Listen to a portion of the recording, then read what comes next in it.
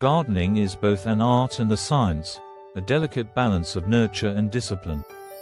In this video, I'll take you through the dramatic transformation my garden underwent after an extreme pruning experiment. One season later, the results are nothing short of extraordinary. Understanding the importance of pruning is often misunderstood as simply cutting away unwanted growth, but its significance goes much deeper. It's a practice rooted in rejuvenation and redirection, enabling plants to focus their energy where it matters most. Before embarking on my extreme pruning journey, I took the time to understand the anatomy and growth cycles of each plant species in my garden. From roses to hydrangeas, every plant has its own pruning needs, and timing is everything. For this experiment, I decided to push the boundaries. Could my garden thrive after an aggressive pruning session, or would I end up regretting it? The stakes were high, but so was my curiosity. Step 1. Assessing the garden. Before I picked up my pruning shears, I conducted a thorough assessment of the garden. Each plant was evaluated based on its health, size, and growth pattern. I focused on identifying 1. Dead or diseased branches that needed removal. 2. Overcrowded areas that blocked sunlight and airflow. 3. Shrubs and trees with growth heading in unproductive directions. I also documented the garden's current state with photos and notes, setting a benchmark to measure the impact of the pruning later. The extreme pruning process, the actual pruning process, was both methodical and bold. Here's how I approached it. Roses. I pruned my rose bushes back to just a few inches above the ground. This method, often called hard pruning, is daunting, but it encourages vigorous new growth. I made angled cuts just above outward-facing buds to promote a well-shaped structure. Fruit trees. For my apple and pear trees, I removed crossing branches and any limbs growing toward the center of the tree. This opened up the canopy, improving airflow and reducing the risk of disease. Perennials. I cut back herbaceous perennials like daylilies and hostas to ground level. Though it looked stark, this removal of old foliage allowed fresh shoots to emerge unimpeded. Shrubs and hedges, boxwoods and hydrangeas were pruned more conservatively but still significantly.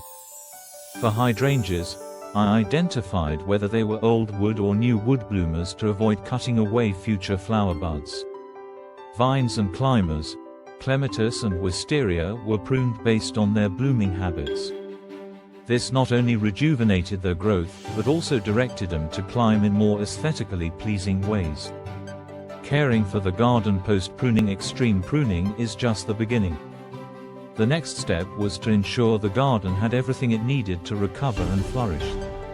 Soil health. I enriched the soil with compost and organic matter to replenish nutrients. A soil test revealed slight deficiencies in nitrogen, which I addressed with a balanced fertilizer. Watering. Proper hydration was critical during this phase. I installed drip irrigation systems to deliver consistent moisture without overwatering. Mulching. A thick layer of mulch helped retain soil moisture and regulate temperature, creating the perfect environment for new growth. Pest management. Pruning can sometimes expose plants to pests. I applied natural deterrents like neem oil and introduced beneficial insects like ladybugs to keep harmful bugs at bay. The waiting game. One season of anticipation. As the weeks passed, I watched my garden with a mix of excitement and nervousness. At first, the bare branches and stark landscape seemed unforgiving. But slowly, signs of life began to emerge. By mid-spring, the first buds appeared. Roses that had been pruned down to mere sticks were now sprouting vigorously. Perennials pushed through the soil with renewed vigor, their leaves greener than ever before. The results? A garden transformed. By the time summer arrived, my garden was a spectacle of color and life. Here's what stood out the most: lush growth. Every plant I pruned had grown back denser and healthier. The rose bushes were covered in blooms, their fragrance wafting through the air. Improved yield. My fruit trees produced larger, juicier apples and pears.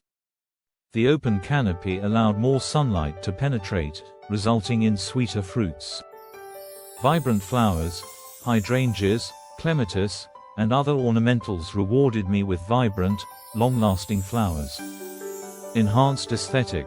With the pruning, my garden had a more intentional design. The once overcrowded areas were now open and inviting, showcasing each plant's unique beauty. Lessons learned. This experiment taught me valuable lessons about the power of pruning. Don't fear the shears. Pruning may seem intimidating, but it's an essential tool for garden health. Timing is key. Knowing when to prune each plant species is critical for success. Follow up with care. Post-pruning care, such as soil enrichment and pest management, is just as important as the pruning itself. Tips for extreme pruning in your garden. If you're considering extreme pruning, here are my top tips. 1. Start small. Begin with 1 or 2 plants to build your confidence. 2. Use sharp, clean tools to prevent injury to plants. 3. Study your plants. Know their growth habits and needs before you prune. 4. Document the process. Take before and after photos to track your progress. A deep dive into specific plant transformations. Every plant in the garden responded uniquely to extreme pruning.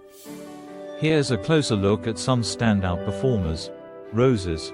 Reaching new heights of beauty by cutting the roses down to a few inches above the ground, I essentially gave them a fresh start. Within weeks, vibrant green shoots emerged, forming a robust framework. By midsummer, they were laden with blooms, each flower larger and more fragrant than in previous years. This approach also eliminated pests like aphids and fungal diseases that tend to linger in older growth. Hydrangeas. The symphony of colors for my hydrangeas. Understanding their blooming habits was crucial. Pruning the old wood varieties during dormancy and the new wood bloomers in early spring resulted in a stunning display of colors. The flowers seemed fuller and lasted longer, transforming my garden into a painter's palette of blues, pinks, and purples. Fruit trees. Bigger and better harvests. The aggressive pruning of my apple and pear trees felt like a gamble, but it paid off.